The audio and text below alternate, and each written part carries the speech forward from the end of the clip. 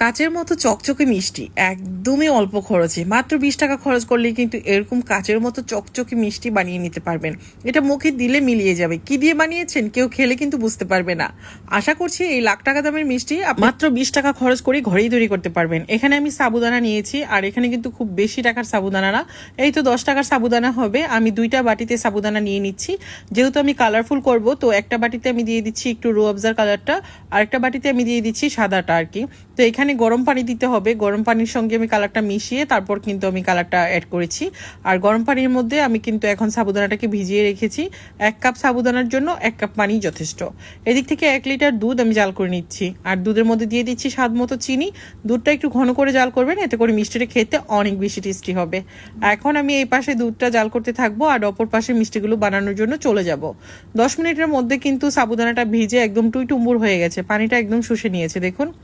আর কোনোভাবেই কিন্তু ঠান্ডা পানি দিয়ে সাবুদানা ভিজাতে যাবেন না, তাহলে কিন্তু এই মিষ্টিগুলো বানাতে পারবেন না। অবশ্যই গরম পানি দিয়ে সাবুদানা ভিজাতে হবে। এখন ছোট ছোট শেপ দিয়ে আমি মিষ্টিগুলো বানিয়ে নিচ্ছি, আর এটা বানানোর পর কিন্তু বেশ কিছুটা ফুলে উঠবে।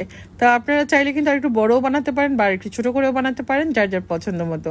আজকের রেসিপিটা যদি ভালো লাগে প্লিজ ভিডিওটা বেশি বেশি শেয়ার করবেন, কারণ এটা দেখতে যেমন সুন্দর, খেতেও কিন্তু সেই মজা।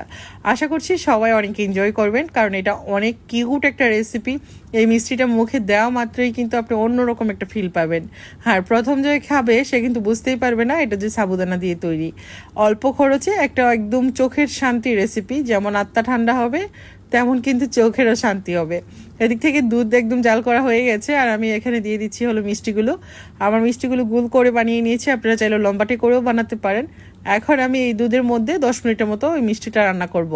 আর এই রান্নার মধ্যেই কিন্তু মিষ্টিটা একদম চকচকে কাচের মতো হয়ে যাবে, দেখে হয়তো বুঝতে পারবেন। মানে কি বলবো, এত অল্প খরচে এত দামি একটা মিষ্টি ঘরে তৈরি করা যায়, যখন বাসায় তৈরি করবেন তখন নিজেই অবাক হয়ে যাবেন।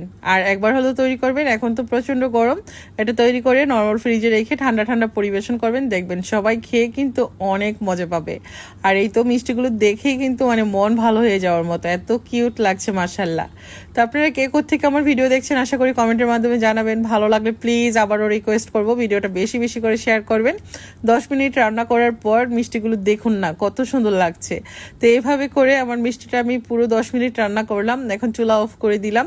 আর এখন আমি একটা প্লেটে সার্ভ করে নিচ্ছি। যেহেতু ভিডিওতে মানে এটা দিতে হবে, তাই গরম গরম সার্ভ করে নিচ্ছি। আপনারা চাইলে ঠান্ডা হলেও কিন্তু সার্ভ করতে পারেন।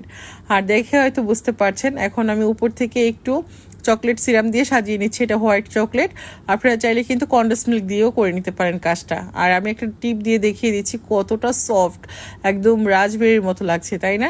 আর কত যে টেস্টি, বাসায় না বানালে কিন্তু বুঝতেই পারবেন না। একদম তুলুর মতো, তো মানে তুলতুলে নরম, আর দেখতে তো একদম চকচকে, এত সুন্দর মাশাআল্লাহ। সবাই ভালো থাকবেন, আল্লাহ হাফিজ।